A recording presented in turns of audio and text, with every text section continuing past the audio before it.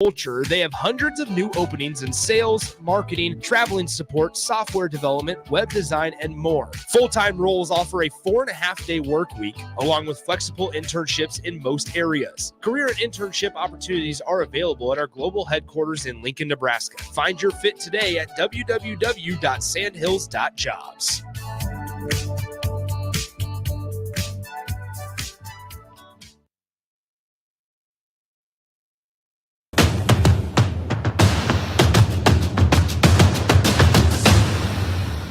Welcome to the Carriker Chronicles, the People Show, checking the pulse of a not-so-thrilled Husker Nation, ladies and gentlemen, brought to you by DPS Concrete Construction. Check them out at dpsconstruction.net. This is probably my least favorite gut reaction I've ever done.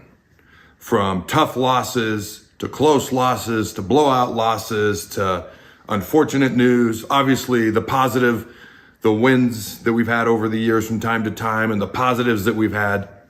This is my least favorite gut reaction I think I've ever done. This is my gut reaction to Trev Alberts taking the job at Texas A&M to be their athletic director. This is really tough for me because I in particular had a great relationship with Trev, and it just makes it even tougher for me. I'm not going to say negative things about him. I'm going to openly talk about how I'm incredibly surprised. Everybody, even people closest to Trev, are surprised by this. And I am disappointed. I mean, this is not something anybody saw coming. This is incredibly disappointing. And part of it is Husker sports was on the rise and doing so good under his watch, which makes it even more devastating. He's one of the greatest players to ever come through here, makes it more devastating. There's a lot of reasons this makes it a lot tougher, not just for me, but for Husker Nation. But before we dive into that, I got a whole bunch of tweets. I got a whole bunch of texts today. I got some things I'm going to read, and I'm going to be honest, they're a bit discombobulated. That's what a gut reaction's all about, right? A lot more raw. Okay, this was from @HuskGuys. There is absolutely nothing else on earth like the daily soap opera of Husker athletics, college athletics, but Husker athletics. Just a constant stream of shocking news, a revolving door of head coaches, athletic directors, presidents, and chancellors. The only consistent thing is the fans. Just complete and total unwavering support for the program we love. If you agree with that, smash the like button now. At a certain point in this video, I'm going to talk about, probably towards the end, I'm going to talk about what we're looking for in the future, whether it be future coaches, our next athletic director, president. For me, and if you agree with this, I want someone who wants to get in the foxhole with us. And I'm not saying anything negative about anyone in the past. Everybody else can say whatever. That's fine. Okay? I want someone who wants to be in the foxhole with us. I want someone who wants to be in the trenches with us. I want someone who wants to get down in the dirt and the muck and just fight, scratch, and claw to get Husker football, Husker sports back to where they need to be, to where they should be as an overall whole to begin with. Not a shot at the past, not what this is about, as disappointing and tough and as unexcited as I am to do this video. Just want to be clear on all that. So, speculation as to why. Why is this happening? Okay. Here are 5 things that kind of occurred to me. 5 potential reasons. Okay. In no particular order. The unsettled search for Ted Carter's replacement, our next president. This has been going on a long time. And I watched a recent interview with Trev where he talked about the challenges and he talked about how difficult it is. Like, there's a lack of overarching leadership right now. And you can blame Trev, you can blame whoever you want. Ted's at Ohio State. Now Trev is going to A&M. At some point, there's something going on with the leadership that needs to be addressed as an overall whole. Okay, that's number 1.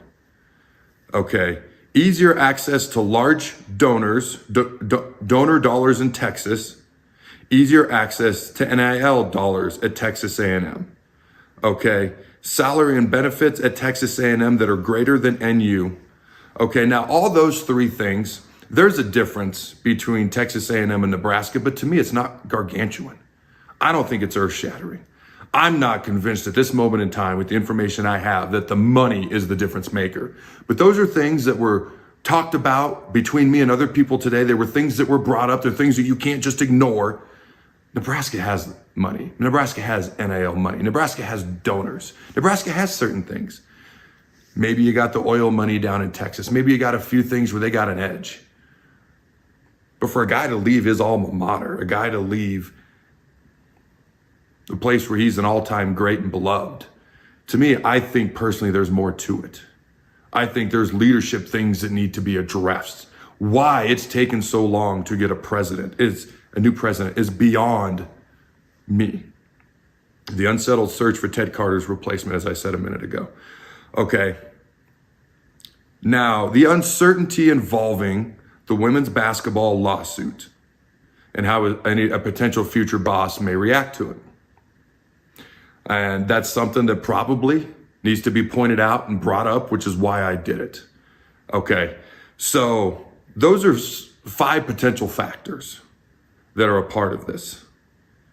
All right, and one individual texted me, and I'll just read it. He said, let's say you work for a company, it hasn't had a boss for 7 months. You become unsure of the future of the company and tell the owner of the company to hire a boss soon, or you'll have to go somewhere more stable. Now, that's a message that was sent to me. Okay, let's see. For me, A&M is not an Alabama. No disrespect, but they're not an Alabama, a Georgia, or something like that, where you're like, hey, those are the top of college football right now. To me, this is more of a lateral move, and some of the things I pointed out earlier, maybe A&M has the advantage, but it's not gargantuan in my opinion. Okay. I do think that there has been maybe some complaints along the way about spending $500 million, close to, okay, on some of the football projects that are going on. And in the process, I think there's been challenges as far as trying to do maybe more than one job at a time. When it comes to Trev, I think there's been frustrations from people towards him. And then we're taking seats away as well. And if the Nebraska football program is doing well, I don't think we're ever going to have a problem filling up a stadium. Okay. Let me look through here, see what more notes I've got. I mean, when you look at the money, all right, Trev is currently making $1.7 million a year. He doubled his salary, okay, to increase from $800,000 up to $1.7 million. In 2026, it would raise to $2.1 million at what I think many had assumed was his dream job. Okay, that was just 120 days ago. It's crazy to think what has happened in the meantime. Okay, now I'm personally trying to remember something that's a bigger shocker, a bigger surprise than something like this. I think people were surprised when Mike Riley was hired. I don't know if that's of this level. Frank Solich being fired may be something that's kind of on this level, but it's hard to think of something along these lines. And it's funny, when I heard the news, I was having such a great day. I really was. I was having such a phenomenal day. You know, and I'd been talking on shows recently about how Nebraska sports is doing so well. I posted it on social media. It was like it was just too good to be true. I mean, like, seriously. Okay.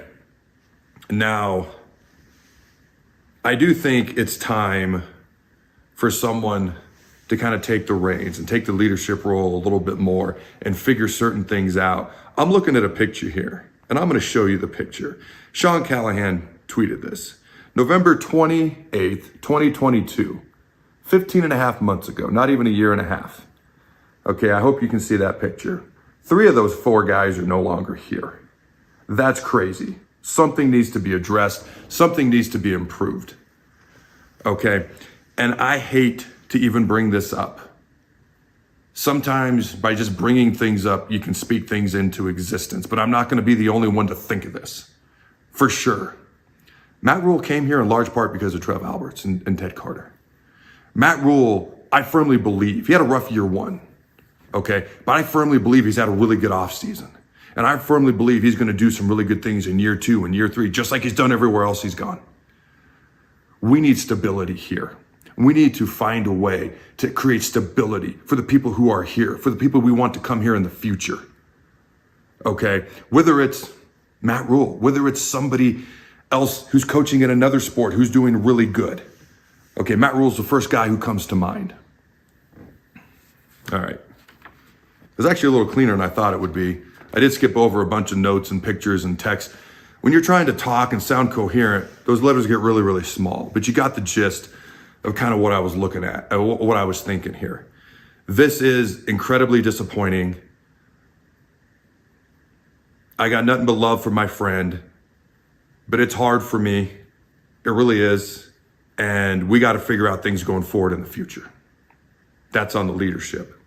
All right, I got some questions for you fine folks at home. Let me know in the comments below. As always, Facebook, Twitter, YouTube. Okay.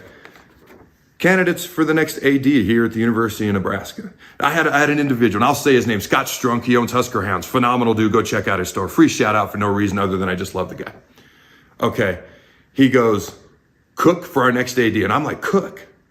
Who? And then it clicks. John Cook. I was like, whoa, like mind blown. I was still processing the news, and boom. What do you guys and gals, everyone at home, what do you think about John Cook potentially being the next AD here at Nebraska? Full-time, interim, whatever the case may be. I don't want him to stop coaching volleyball, whatever he does, but all right. What about another name? Who are some of the other names that come to mind when you think about the next AD here at the University of Nebraska? Adam Carriker? I don't know, just throwing it out there. All right. And I got to ask, do you blame Alberts for his departure? Do you blame leadership? Is it a combination? Is it something I haven't mentioned?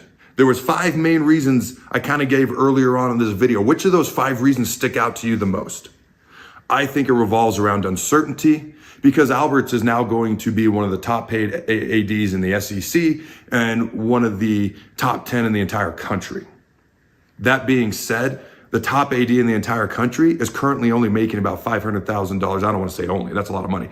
But relatively speaking, only $500,000 more than what's currently being made.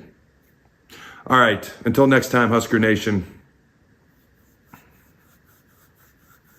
I look forward to more positive gut reactions. I look forward to talking about our next AD and being excited and being elated. I look forward to talking about more positive things throughout this offseason with Matt Rule. I look forward to Nebraska basketball, which is what we should be talking about. The men's, the women's teams in the NCAA tournament, the wrestling team, which is number 3 in the country. You got the indoor track, men's and women's teams, which both just finished in the top 25 as they finished their season competing at nationals up in Boston. That's what we should be talking about. That's what I want to talk about. Stay tuned in the future. Go big, Red Nose. Remember to throw the bow. If you're a diesel Perch mechanic, Merch is your CDL one-stop driver, shop for all your printing and promotional needs in Lincoln, Nebraska. They specialize in screen printing, embroidery, vehicle wraps, window wraps, print collateral, promotional products, and signage. At Perch Merch, they are committed to delivering high-quality products and exceptional customer service. Their experienced team of designers and printing professionals will work with you every step of the way to ensure that your vision is realized. Call for a quote today at 402-217-5212 or go to perch-merch.com.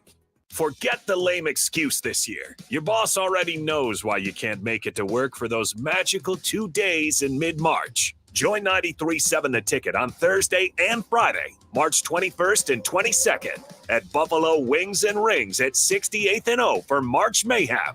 Come early on Thursday and get a ping pong ball with a lucky team on it. And stay all day for prizes throughout and buzzer beater upsets. It's March Mayhem with 93.7 The Ticket for the NCAA tournament at Buffalo Wings and Rings, 68th and O. On the block with Strick and Austin. Now, to tie it back to Nebraska men's basketball, this group has a chance to do something that hasn't been done before. Yeah. You know, in making a run in the Big Ten tournament, a serious run, in winning the first NCAA tournament game. But they're not going to get there by doing the same things they've always done. It is on this team to step up and change that narrative. It won't change on its own. Teams won't lay over for you, and that's the mindset shift we haven't consistently seen yet. Weekdays from 2 to 4 on 93.7 The Ticket and theticketfm.com. Mosaic is a nonprofit, whole-person healthcare organization that embraces God's call and relentlessly pursues opportunities that empower people with diverse needs to live their best lives. Mosaic in Southeast Nebraska, serving Lincoln and Beatrice, would like to invite you to their monthly Discover the Possibilities tour events. Events are held on the third Wednesday of every month and are a great way to understand Mosaic's mission. To RSVP, please contact Melindy at 402-429-0088 or visit mosaicinfo.org/Southeast Nebraska. Hi, folks. Sean Callahan here for Koppel Chevrolet GMC, and the Chevrolet and GMC Truck Month is now underway. We've got huge savings in Louisville. Get $9,000 off or 1.9% for 72 months on select models. Yes, you heard right. That's $9,000 off or 1.9% for 72 months happening right now at Koppel. So take that short money saving drive down 144th Street or check us out online at koppelcars.com. You'll be glad you did. All deals with proof credit. Stock number G214773. Attention all Nebraska basketball fans. The NCAA tournament is coming soon, and Nebraska looks to be on its way to their first appearance in 10 years. Better Tree Removal wants to celebrate the occasion and any possible success in the tournament by offering a deal. If you're in need of tree removal on your property, call or text Todd by March 20th. If Nebraska wins the first round game, you'll get 25% off the bid. If they win two, you'll get 50% off. You must contact Todd at 402-780-1377 before March 20th. John Henry's has a brand new membership club to protect your entire home in one program. With a VIP and a deluxe option, we will help you find the plan that best fits your needs. Receive discounts on services and equipment, priority service, complimentary inspections, and so much more. Protect your home's plumbing, heating, cooling, and electrical systems all in one membership. Call John Henry's to learn more. 435-5555. John Henry's Plumbing, Heating and Air. And electrical. You never think cancer will happen to you. I smoked for over 40 years. My doctor recommended that I get annual lung cancer screening. They were able to catch my cancer at stage 1. It's never too late to quit. Even if you're still smoking, you need to ask your doctor about annual lung cancer screening. Just 30 minutes a year could save your life. Call the Nebraska Tobacco Quit Line, 1-800-QUIT-NOW, 1-800-784-8669. Paid for by Tobacco Free Nebraska. Aired with the Nebraska Broadcasters Association and this station. Nutrition Authority presents Activator. University studies have shown that Activator helps with building muscle and strength while decreasing body fat. Activator is for male and females of all ages who want to look, feel, and perform their best. Activator can only be found in Nutrition Authority. Stop in, call, or visit us at mynutritionauthority.com. When you were a kid, clubs were cool. Robotics club and space club and stuff like that. But what do adults get? Book clubs and quilting clubs? Nah, forget that. How about margarita clubs and old-fashioned clubs? Get to Upside Bar and Lounge for the best clubs in town. Try all 10 varieties of Upside margaritas or old-fashions and take home a free souvenir glass. Grab the whole crew and pair it with Taco Night on Mondays or Whiskey Wednesdays. Upside Bar and Lounge at 29th and Pine Lake. Early break with Sip and Jake. Tominaga was hot for the Huskers. He had 30 points in the ball game. They are a lock for the tournament. They are in. They are a lock. Write it down. Nothing could take away Nebraska. Where do you have basketball. them at? Well, I'm curious if Pilotology and Jake are on the same page. I'd say 8 to 9 seed right now. I don't think they're 10. I say an 8. Okay. I say an 8 seed right now. 8 to 9 That's seed. right. I see him as an 8. Early break with Sip and Jake from 6 to 8 every weekday morning on 93.7 The Ticket. You're listening to Adam Carriker on The Ticket on 93.7 The Ticket and theticketfm.com.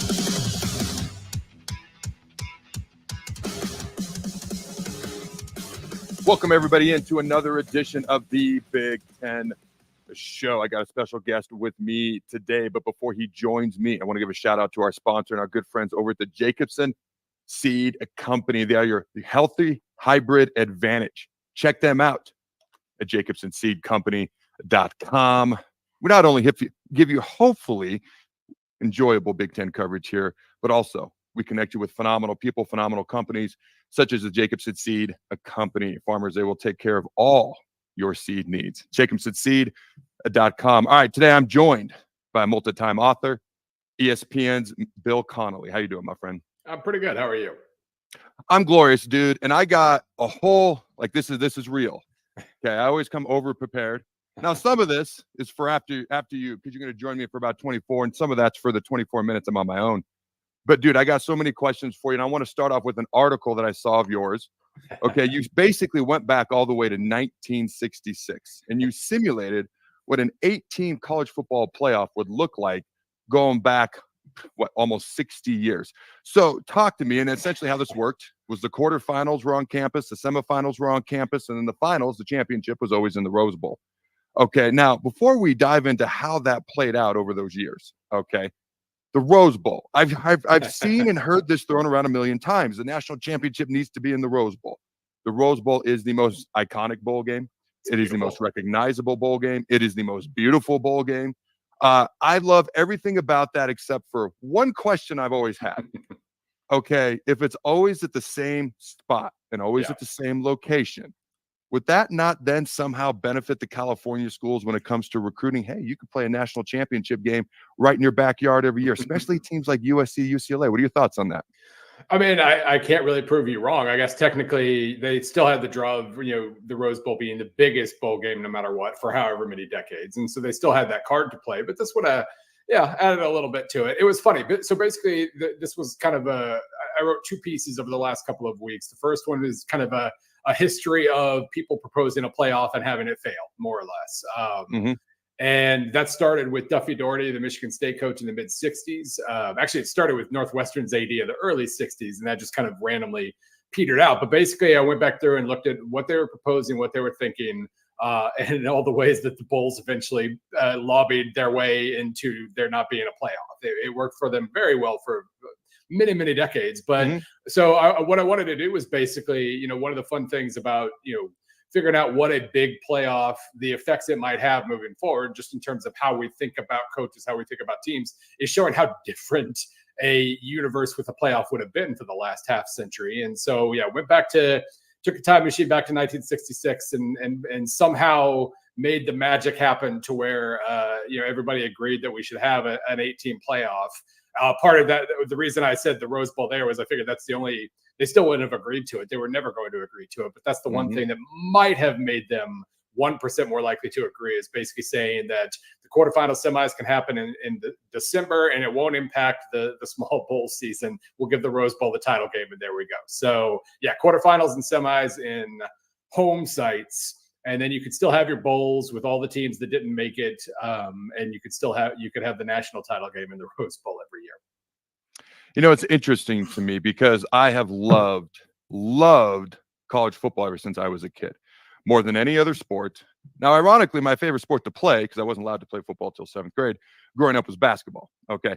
But I've loved college football even more than watching the NFL. The NFL doesn't matter until the last week of the season going into the playoffs, okay, as a general rule. But college football has evolved way more than I think people remember. There used to only be 4 major bowl games on New Year's Day back in the 60s, 70s, okay?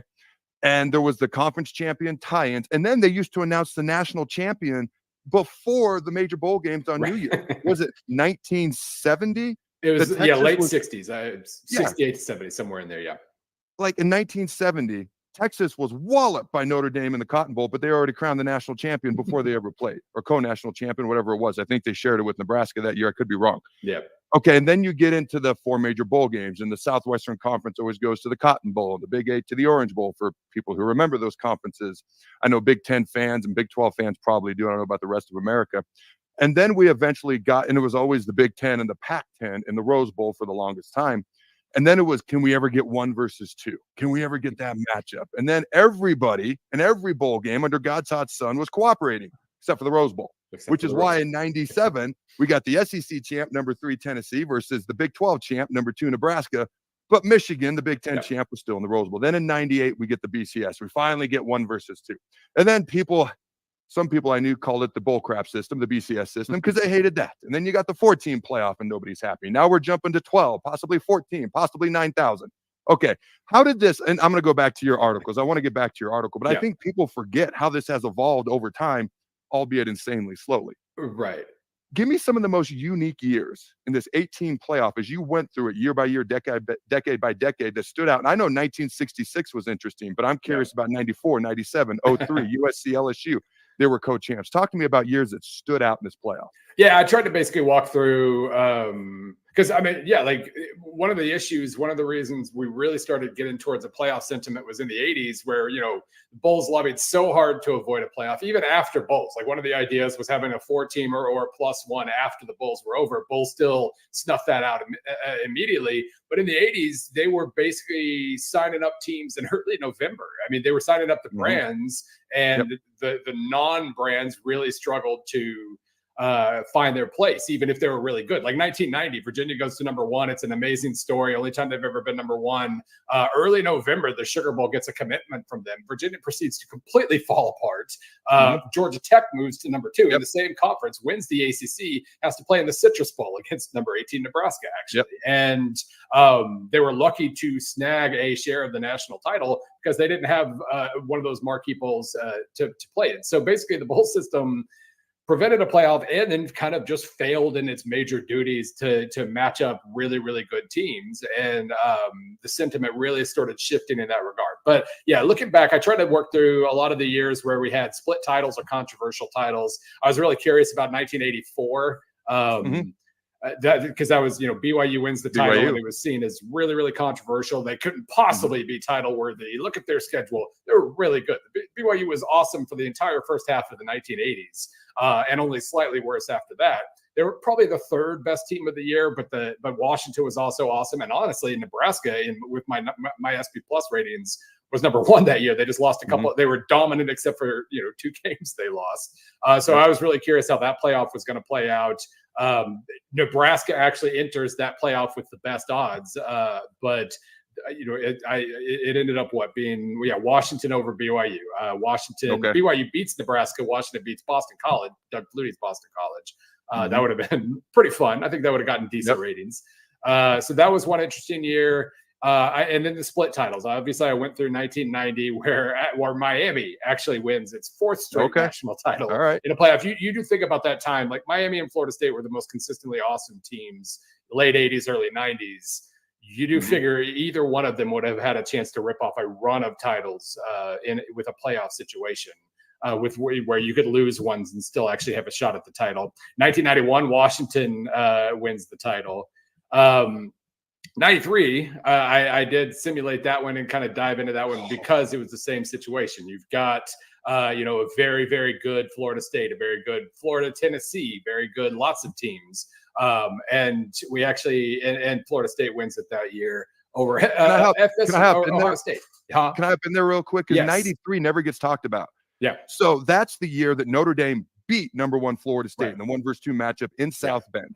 Okay, Florida State beats Nebraska, then missed the late kick. They're crowned national champs. What I found interesting was Notre Dame had 1 loss, FSU had 1 loss, yet FSU was the national champion that year. So in the playoff, FSU wins, not Notre Dame or Nebraska or somebody else. Yeah, that's and with I do have to, like, as we're walking through these results, these aren't based on anything, like, it's not really a prediction so much as I used my system, simulated it like 10,000 times, and then just randomly picked one of the simulations. So, that's how Miami, Ohio snags a national title in 1974 because OU is the best team. They weren't in the competition because they were banned from the postseason, and then it was just a free-for-all, and Miami wins it. So, yeah, it's not a prediction. It's not this would have absolutely happened. But, yeah, 93, Florida State, I did have them as the best team overall, but you're right. Like, the way that plays out, Notre Dame beats Florida State, then loses to Boston College next week. If Boston College beats them like week 1, Notre Dame probably wins the national title because of the way polls tend to work. But FSU was probably the best team that year, and they win it. This wasn't an incredibly Nebraska-friendly simulation, and I do have to. It was randomly selected. That's all right. They do win in 95, but Penn State wins in 94. 97 is an absolute mess where you've got Ohio State beating Michigan and Kansas State upsetting Nebraska, which I kind of like the parallels of that one. And then you get into a free-for-all where Tennessee beats Ohio State in the title game. Because we would have had those. We always think in terms of who won the games. They were undefeated, therefore they would never lose. But that's not the way it works in every other sport. I get it. So sometimes chaos happens. But those were fun. What else did we have? Recent times, I wasn't really impressed with I wasn't able to produce much chaos for the last 10 or 15 years. It's either Alabama or Georgia just about every year. But it was kind of just fun to look at, put the chaos hat on occasionally. And We end up with Kansas State winning 2 national titles and John Cooper from Ohio State and Arizona State winning 3. That's probably not the way that, we don't quite remember him as that good, but he was a really good coach and they might've had a chance. So, but I want to go to a couple of specific years. So 1990, I believe you said, because that was shared between Colorado. Okay. Yeah. The 5th down, the phantom punt return penalty against Notre Dame in the Orange Bowl. I'm not a big Colorado fan. They're not in the Big Ten, so I can trash them. Okay. All right. And they shared it with Georgia Tech, who, as you pointed out, never got a chance because Virginia got the bid way before the season was over. They never got the chance to play in a top bowl, played an 18th ranked Nebraska, won that game decisively. Unfortunately, if you're a Nebraska fan. Okay, but you don't have either one of those teams winning the title. I believe you said, was it Miami? Yeah, that was another fun one where the semifinals are Miami over Colorado and then Georgia Tech beating FSU. And then Miami's probably either FSU or Miami were probably the actual best teams. But again, like you couldn't, if you lost a game, you had to really hope everybody else lost. And obviously Georgia Tech managed to slip through undefeated. So those years where there really wasn't a genuine standout team, there's just one that maybe won all the close games. Those are the years that produced some pretty wacky results. And then the next year, 91 split title. Washington was just phenomenal that year. They were the best team in the country by far. And I was happy that I picked a simulation where they won the title. Let's go to 03, USC, LSU. They split the title. Okay. USC dominates a very good Big Ten champ Michigan team in the Rose Bowl. Okay, and Oklahoma, who'd been number 1 the whole year, got blown out by K-State in the Big 12 title game, lost again to LSU in the Sugar Bowl. So USC, LSU, are they in the title game? And who wins if they are? That was the year where that was one of those no dominant teams years. Oklahoma was the best team. We kind of forget how good they were before Jason White. It was like he broke his hand in the Big 12 title game and then his foot in the Sugar Bowl or the reverse or something. He had a couple different injuries late that year. And so basically looking at I set up odds just so we could see how things might play out. It was like LSU at 22%, Oklahoma at 20, USC 13, whole bunch of teams between about 4 and 9%. So this was a potential free-for-all year. And we got a free-for-all. Number 7, Florida State beats number 4. Chris Ricks, national champion Chris Ricks, wins the title for Florida State. Over number 4 Michigan after some pretty wacky results. So those are, I always we need those blip years, those chaos years. We haven't had one of those in quite a while in college football, and hopefully, I don't know, like maybe a big playoff in the transfer portal makes those slightly more likely moving forward.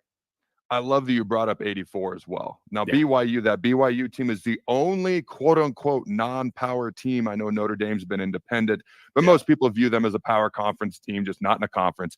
They're the only G5 team. I know they're in the Big 12 now, so to speak, to win a national title in history. And I believe they beat a 6-5 Michigan team that year in the Holiday Bowl and able to do it, which is why there was so much controversy. I love a lot of the years that you brought up and a lot of the things like 93 never gets talked about. 84 never gets talked about. And all these other years with the split titles is interesting. I do have to ask one specific thing. 94. Yeah. Okay. Now, 97, Michigan, Nebraska. I've always thought Florida State was better than Tennessee that year. Okay. Even before the bowl games. And I think Florida State beat Ohio State pretty solidly in the Sugar Bowl that year. If I remember correctly, I always thought they were the second or third best team in the country in that mix with Nebraska, Michigan. But 94. Yeah. So you have a team that doesn't win either poll. Yeah. Okay. Phenomenal offense. Kerry Collins, KJ Carter, even other people I can't remember right now on that offense. Didn't play a whole lot of defense. Got lucky versus Illinois that year. If you remember that game. Yeah. And then versus a Nebraska team who had to win with 3 different quarterbacks, beat Miami in Miami, which is incredibly hard to do. But yet Penn State, according to this, and I know you said it's not a prediction. Right. I just got to ask, how does Penn State end up beating Nebraska in that particular scenario? Just out of curiosity. That was, because Nebraska had so much turnover on offense all year, and the quarterback position was kind of unstable there for a decent chunk of the year. They don't grade out because, I'm using my SP Plus ratings. They just see the full year of results. And so they see that Nebraska was clearly awesome on defense, but merely 12th on offense because of all the situations where all these other years in that time period, they were much higher than 12th. And so basically it just sees Nebraska as a merely very good team as opposed to a great team. Penn State grades out ahead of them. That's probably honestly the best Penn State team of all time. It's funny, they snagged the 82 and 86 titles. This team was probably much better than that, but Nebraska won out. And fended them off in both polls. And unlike, a year like 90 where it felt like the coaches poll almost it was like almost some protest votes to make sure Georgia Tech got a share of the title or something. Penn State didn't get that. Nebraska gets both, but Penn State was extremely deserving. And, my numbers liked them a little bit more than Nebraska. I don't remember. I guess it was Auburn that they lose to because Auburn was the 9 seed, so they would have played in the quarterfinals. That was pretty unique situation there. Because I have Auburn 5th overall, so it's only a slight upset. But that would have been a kind of an interesting year, and Penn State closes it out with a title there before Nebraska obviously just romps to a title the next year. So talk to me about 86. 86. All right. Miami, Penn State, 1 versus 2, the only undefeated teams in the Fiesta Bowl. I could be wrong. I know for decades that was the most viewed college football game of all time. Maybe it's been surpassed since then in the past 10 years or so. But up until 10 years ago, most viewed college football game of all time was that Fiesta Bowl, 1986. Does Penn State still come out on top in 86, or does Miami or somebody else get it? So Miami and Oklahoma both graded out quite a bit better than Penn State. That was just one of those Penn State teams that did absolute bare minimum on offense, just knowing that they were going to hold the other team to like 7 to 10 points. That's how they won the title game. But that was another year where there wasn't as much as we remember that Miami team as for the fatigues and all these other things. That wasn't the best Miami team that year. They were second overall. OU was first, but nobody was really separated from the pack. So I was hoping that would be a chaos year, and I would say number 7 Arizona State beating Miami in the title game qualifies as being a little bit chaotic there. That was a very good. Arizona State was 7th that year. Really, really good defense. John Cooper, before he left for Ohio State, he brought them to the Rose Bowl that year. They're the ones who do the deed against Miami eventually, and not a good but relatively flawed Penn State. So Arizona State won the national title. So Arizona State wins the national title in 86. A little bit of chaos. I like that. All right, and let's go back to 90 because I think you bring up a great point. That Colorado team played a tough schedule. I know I mocked them for the 5th down and the phantom punt return call where the penalty was – there was no penalty on Rocket Ismail's return for a touchdown in the Orange Bowl, but I digress. Okay. But they played a tough schedule that year. One of the toughest in the country, if not the toughest. It was either 1 loss and a tie or 2 losses and a tie. Do you happen to recall? 1 loss. They were 11-1-1 at the end of the year. And I think you're right. I think people didn't want a team with a loss and a tie to win the national title when you had this undefeated team, Georgia Tech over here, who didn't play a bunch of tough teams. So you could be correct on that. One question I had for you, why 8 teams in this simulation? Why not 4 or 6 or 12 or whatever? So that was because I think when we originally conceived this piece, we were like, what if we took the 12-team playoff that we have and move it all the way back? And when I started playing with that, I just couldn't make sense of it, because if we'd gotten they only talked about an 8-team playoff from like 1960 really until the early 70s. That was the idea on the table. 6 conference champions, best 2 independents, and on you go. And so that's what I started with. And then I started just, instead of riding the 8-teamer out all the way through, I was thinking about, in the mid 70s, the NCAA basketball tournament expanded dramatically from like mid 70s to mid 80s. They went from like 24 teams to 64 or something like that, because they started realizing like a lot of the best teams don't win their conference tournament. So we should get them and have a bigger field. So what I ended up doing was expanding to 12 teams in the late 70s. And then just saying by the late 80s, everybody needed money. We would have had a 16-team playoff by the late 80s. That was lots of teams were struggling with budgets and whatnot. So that I just kind of used some general bracket creep assumptions there. Honestly, we'd probably have a 24-team playoff by now if we had a 16-teamer in the 80s. But I stuck with 16 all the way through. And that was just kind of the general logic there. And it was, I mean, some of those years where you have a 16-teamer and like the number 3 and 12 teams are basically same quality, you could have had so much just fun. It would have been a lot of fun. I don't know how the bowls play out once we get to 16 in the 80s. If it's a case where, the quarterfinal, like we have now, the quarters and the semis are all in bowls, or how exactly that plays out. But that's why I expanded when I did. So that actually leads perfectly to my next question. I have why the 8 teams, but going forward, okay, from this year on, 2024 on, do you like the BCS model, top 2, 4, 6, 8, what we're going to do for a couple of years, 12, 14? Right. If it was up to you, how many teams would be in the playoff going forward starting this season? If it was up to me, it would be 16 with all conference champions.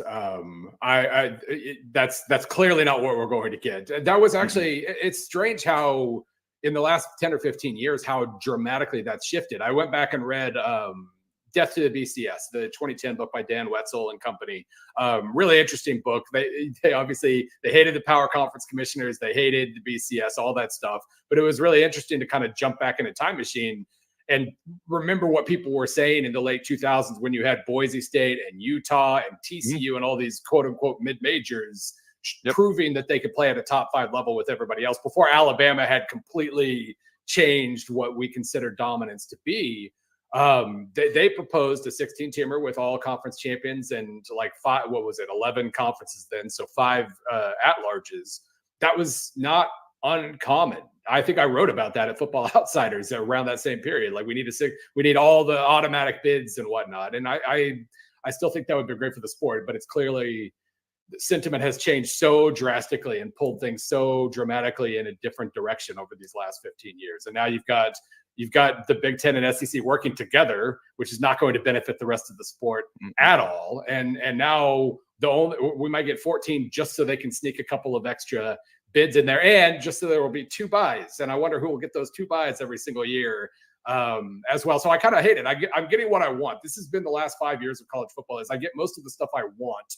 NIL, get rid of divisions. Let's expand the playoff. All these things. And I hate it all because it never kind of unfolds how I think it should, because it always just unfolds in favor of the richest teams and the richest conferences. And that's exactly what we should be trying to work against if we want an actual healthy sport. So we'll see. Like I have no problem with 16. I just know that if any expansion we get will be because it benefits the SEC at this point, and that's not really what I want. Yeah, the SEC and Big Ten, I mean, they're the big dogs in the room. They're going to throw their weight around. That's just how business works, whether other people like it or not. It doesn't have to be fair. It just got to be profitable. Well, it's definitely not fair, but it's certainly the way things are going. So it's funny you referenced some of those years, and I was with the Rams at this point. So it would have been between 07 to 10, that 4-year period. Yep. I remember an undefeated TCU and Boise State playing in the Fiesta Bowl. I think 3 versus 5 was that matchup, and I think Boise State upset TCU. I remember a year where Boise was top 10. Louisville, who was not in the ACC at the time, was top 10, and I think TCU was top 10. Like, there was a time where the non-power conference teams, so to speak, were on the rise. And it's like the power conference teams looked around and said, that ain't happening. And it's been on the decline ever since. Cincinnati was 3rd in the Sugar Bowl one year, got absolutely destroyed by Tim Tebow in Florida that year. Not a great example, but outside of Cincinnati and Luke Fickell in the playoff a couple of years ago against Bama, and I don't know who would have done much better against that Bama team in that spot. I always point out Cincinnati did better in that playoff than Michigan did against Georgia. That's what I'm saying. The point margin was actually less than Georgia and Michigan, which was 34-3 in the Orange Bowl. And people are like, that proves that the G5 teams don't belong in the playoff. I'm like, that doesn't prove jack crap. You're just looking for a narrative, and you found a way to push that narrative. Just my opinion. All right, man. I appreciate you joining me. This has been fun. We got to do it again. Ladies and gentlemen, as always, I want to give a shout out and a thank you to our good friends over at the Jacobson Seed Company, your healthy hybrid advantage at jacobsonseed.com. Thanks for joining me, Mr. Bill Connelly. Let's do it again next time.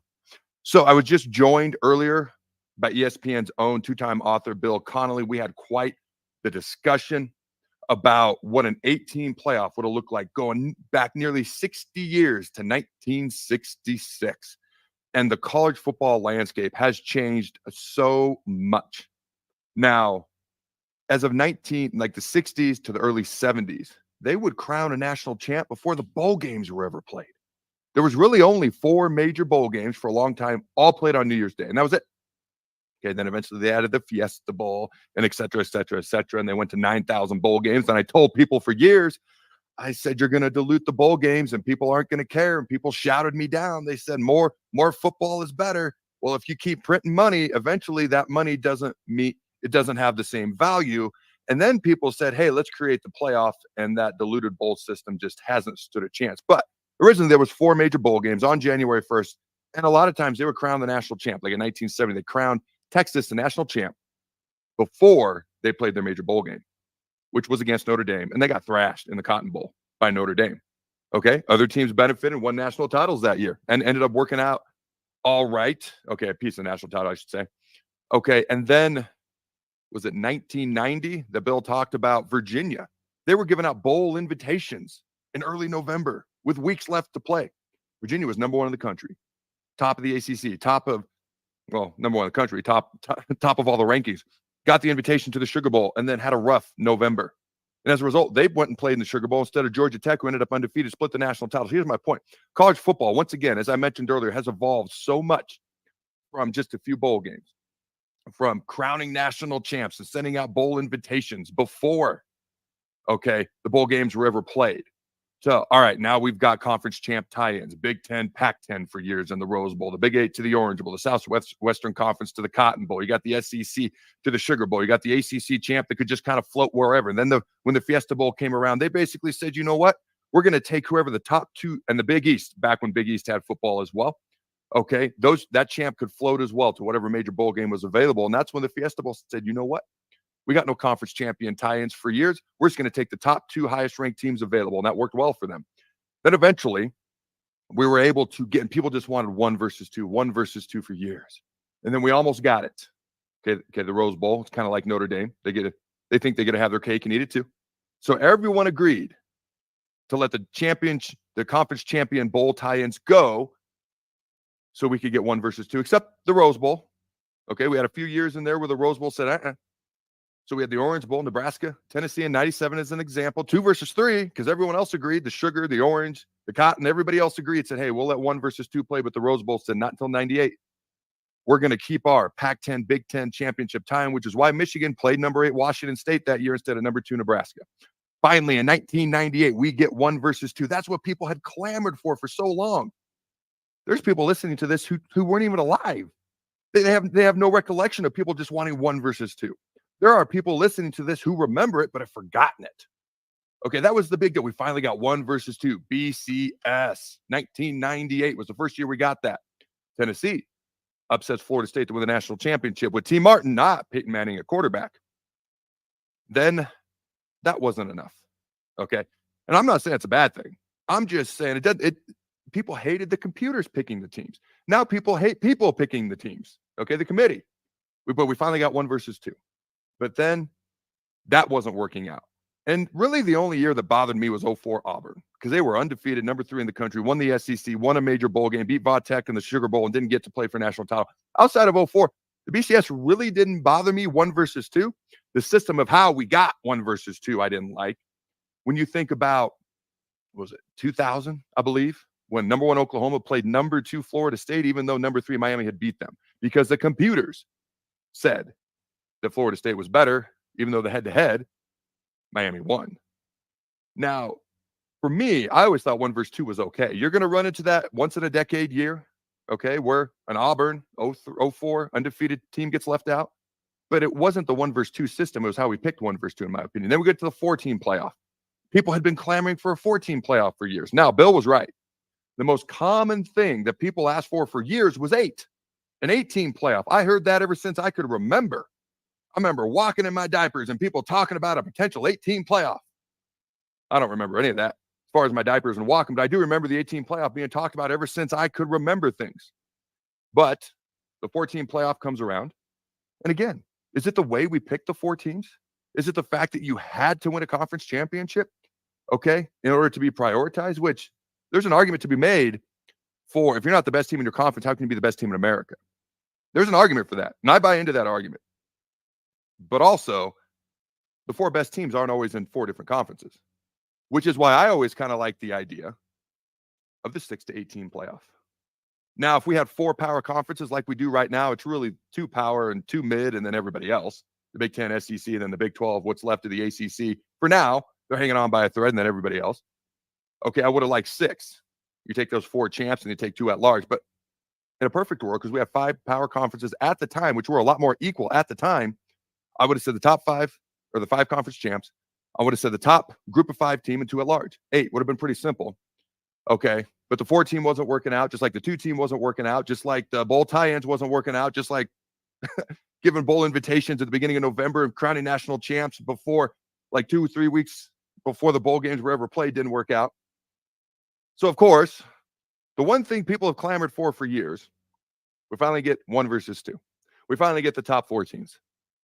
The next logical step is either 6 or 8 teams, right? Nope, we're going to jump to 12. The logical thing that people have clamored for years is 8 teams. And it's the one thing we're never going to get, because you bet your rear end we ain't going backwards. These conferences, these commissioners, these TV rights and companies, and they're not taking money out of their pocket and giving it back. They're not going from 12 teams to 8. We know that. So the one thing that probably should have happened for decades is never going to happen, which is the 18 playoff. But now we're going to the 12-team playoff for 2 years, then a potential 14-team playoff. Well, I say potential because it's not set in stone yet, but let's be real, it's happening. Then we're eventually going to go to 16. And Bill, when I spoke with Bill, he's like, you know what? Had we started an 18 playoff back in 1966, which is when he started his model, and he basically went through every year and crowned a national champion per his model. Now, he said it wasn't 100% accurate. There's years where chaos happened, and maybe it was more chaos than what would have made sense, but you never know. These are, 18 to 22-year-old kids, even though they're basically semi-pros now at this point, okay? But that's a topic for another day. Some good, some bad, and all that. He goes, had we started this in 86, we'd probably be to a 24-team playoff or a 32-team playoff by now. Who knows? Maybe we'd be to the 64 like the NCAA tournament. Well, actually, that's 68. Okay.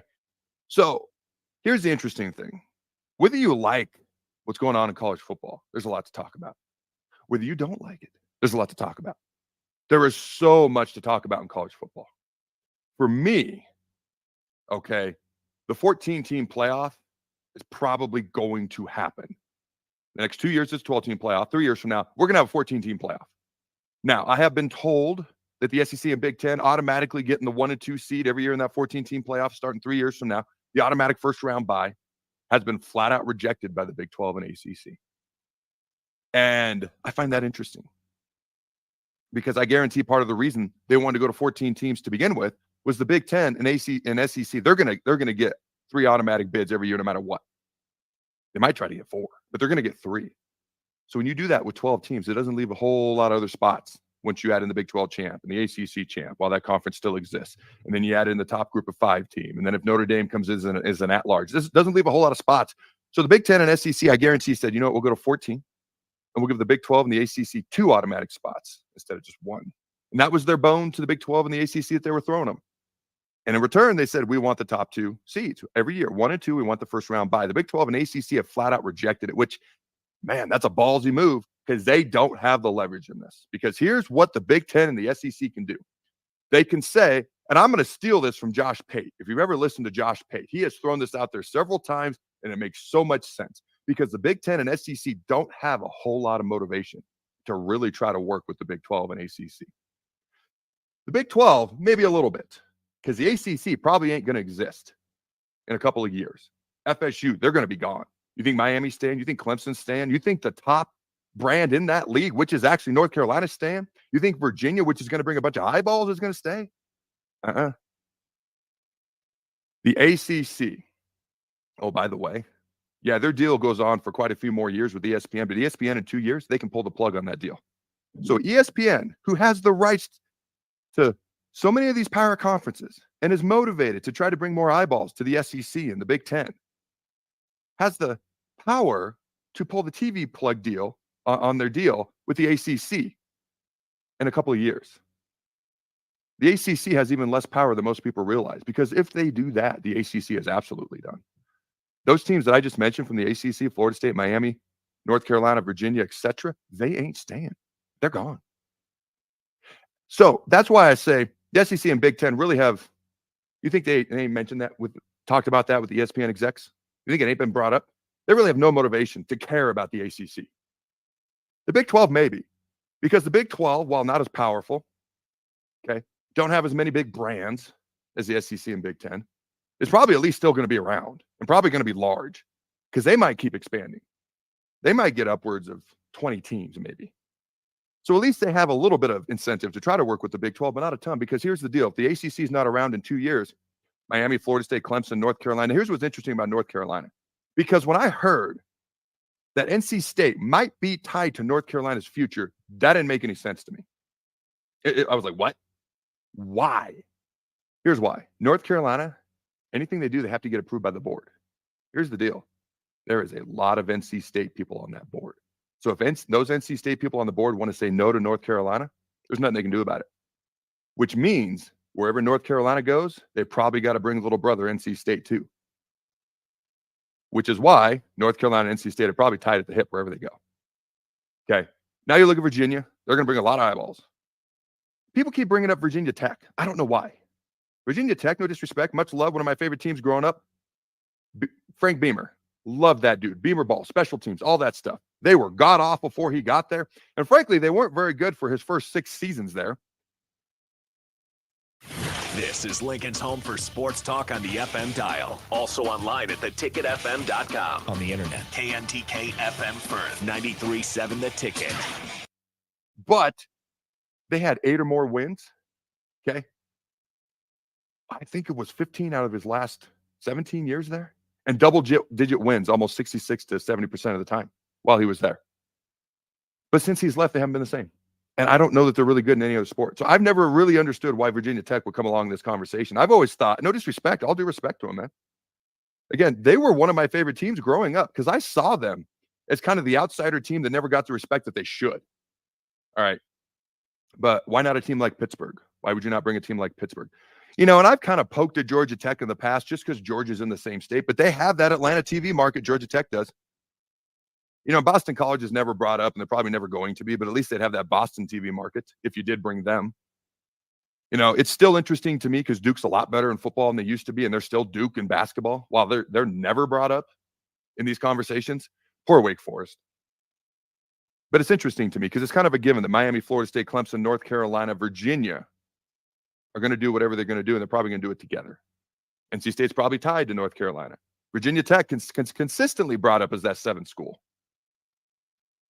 Personally, I'd go with Pittsburgh if it was me. And I know they're in the same state as Penn State, but I'm just saying. I'm not on that board. I ain't tied to nobody. These are just my thoughts. My point is simply this. The Big 12's probably going to expand. The SEC and Big 10 probably ain't done. And it's probably due to what's going to happen to the ACC in the near future. So here's the deal. Let's say a lot of these schools go to the Big 10 and the SEC. And let's just say for kicks and grins, the Big 10 and the SEC end up with, let's just say 24 teams. Okay. Right now, I believe the SEC is 16. I believe the Big 10 is 18. Okay. And who knows? Maybe the Big 10 and SEC poach some Big 12 teams.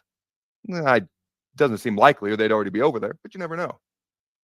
Let's just say each conference has 24 teams. They pull away. Oh, and I forgot where I was going with the whole Josh Pate thing. And here's where I was going with the lack of motivation with the Big 10 and SEC to actually figure something out with the ACC especially, but the Big 12 and the ACC. Because they can pull away and have their own championship. Now, is that better for college football? Absolutely not. You're going to alienate so many fan bases. You're going to make so many people mad. Remember how much bigger boxing used to be? There's no one person in charge of boxing. And look where it's at now compared to UFC. Even WWE is much bigger, despite all their recent drama. I'm not saying that's going to happen to college football. What I'm saying is the people in charge don't care about the fans, do not care about the players, so don't give me that crap player safety BS. And they don't care about what's best for the game. There's no president, college football president. There's no overarching body that's in charge that cares about the health of college football. The people that are in charge of their independent conferences, and they're in charge, and all they care about is making money. That's it. So if the Big 10 and SEC pull away and do their own thing, it's not the best thing for college football. It's going to make a lot of people mad. You're going to alienate a whole lot of fans from a whole lot of teams across the country. I don't know that they care because they're just going to make that much more money. Let's say the SEC and Big 10 somehow get to 24 teams apiece, because here's what could potentially happen. They could go to 4 divisions of 6 teams. Sound familiar? AFC, NFC, Big 10, NFL, I'm sorry, AFC, NFC, and the NFL, easy for me to say. And they could have 4 divisions. They could have their own SEC championship tournament, Big 10 championship tournament, a la AFC, NFC, and then meet in the college football national championship, kind of like the Super Bowl. AFC, NFC champs meet, but it'd be the SEC champ, Big 10 champ, potentially. I just know things aren't going great and deadlines are coming up soon, and I hope they work everything out for the greater good of college football. If you're a Nebraska fan, at least we know we're in. I don't want to say that we don't care, but we're in, so we're good. So let's say the SEC and Big 10 don't work it out with the Big 12 ACC. I'm going that route because it's a lot more dramatic, a lot more to talk about. And it is actually possible. Because Josh Pate has said, the Big Ten has thrown some things out there, and if it doesn't work out, and here's where I was going earlier with what he said, they can say, we tried. They're not all that motivated to figure it out, but they can at least look people in the eye and say, well, we tried. We gave it the old college try, pun intended. And if it doesn't work out, we're going to go do this. So let's say they both got 24 teams in each conference, 48 teams, two 24-team power conferences. AFC, NFC is what it's become. The champions of each conference, Big Ten, SEC, meet in the College Football National Championship, which is basically the Super Bowl. 4 divisions, 6 teams in each division. You take the 4 division champs and the 2 highest rated teams. You got 6 teams in the Big Ten playoff. You got 6 teams in the SEC playoff. That was the exact NFL model until about 5 years ago, when they went to 7 teams in the NFC, 7 teams in the AFC, and then they played off to the Super Bowl. There was 12 teams. There was 4 division champs in the AFC, 4 in the NFC, and then there was the wild card teams. That's what it could be for the Big Ten and SEC. And they don't care whether that's the best for college football or not, because it is the best for their pocketbooks. And they got the power to do it. And they can look people in the eye right now and say, we tried if it doesn't work out. And their motivation level is not super high to figure it out with the Big 12 or the ACC at all. Their motivation level, because they've got the power, they got the ability, they got the brands to do it in college football, make as much money as possible. I'm not saying it's going to happen. I'm not saying we're going to have Big Ten and SEC every year playing for the championship automatically with the Big 12 left out, the ACC defunct, which I do think that will happen, and all the G5 teams probably doing their own national championship tournament, which a lot of people want. I don't. I like the Cinderella story. I just like having the chance for something to happen.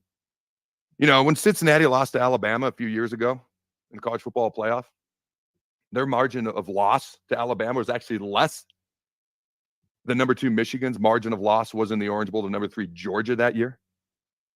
Michigan lost by 31 points. Nobody looked at Michigan that year and said, you didn't belong. Cincinnati's margin of loss was less to Alabama, a higher rated team, I might add. But everybody's like, oh, they don't belong in. There's going to be years where a G5, the best team, gets destroyed. There's going to be years where that happens with a power conference champ or an at-large or wild card team, whatever you want to call them. But just a chance for a Cinderella story just is always intriguing to me. The bowl games that I watch every year, I make sure to watch no matter what. First of all, when Nebraska gets back to a bowl game. Number 2, the Rose Bowl. Number 3 and 4 are the college football playoff games. There's always 2 right now. There's going to be more in the future. National championship game. The other game is the New Year's 6 bowl game, which has the highest ranked G5 team. I watched Tulane upset USC a few years ago. I've watched the Boise State-Oklahoma game. I watched Utah upset Alabama in 06, okay, in the Sugar Bowl. I watched Utah destroy, I think it was Big East champ Pittsburgh, and this is way back in the day. I get that. But I love these upsets, and they happen. And then you got the Hawaii year where they get obliterated by Georgia. But that happens anyways. At least there's just that potential for the Cinderella story that excites me. I'm not sitting here talking doom and gloom for college football. I actually think it's riveting, these changes, and following what's happening and seeing how it progresses. There's pluses and minuses. This is just what I'm hearing. This is just what I'm seeing. In a perfect world, based on the situation we have now, the Big 12, the ACC stays together. In a perfect world, the Big 10, the SEC, and they come together and they work it out. And they somehow find a way, in my opinion, to include at least one G5 team, which I think they will. And that's what happens going forward. In a perfect world, that'd be my preference. I fear the ACC will be gone. I fear the Big 10 and SEC are going to say, we tried. It didn't work. You're bad, not ours. We're going to go do our own thing. And then we could end up with basically the college football version of the NFL. And I'll be honest with you, that doesn't uber excite me. But these are all things that are on the table. And there's a lot of deadlines coming up in the very near future where things got to be figured out. So the reason I've talked about it so much recently on the Big Ten show, on 937 The Ticket, is because you're going to be hearing a lot more about these headlines and decisions and what they reach and don't reach here in the next very near future. All right, ladies and gentlemen, again, I want to give a shout out and a thank you to the Jacobson Seed Company. Check them out at jacobsonseed.com. They are your healthy hybrid advantage farmers. They will take care of all your seed needs. And I hope you enjoyed this fine program today. If you're interested in sponsoring as well, you can always send a message to me on Twitter, on Facebook. You can hit up 93.7 The Ticket or the Believe Podcast Network as well. All right, ladies and gentlemen, this has been the Big Ten Show. Hope you have a great day, a glorious week. And if it's spring break, be safe. but have a hell of a lot of fun.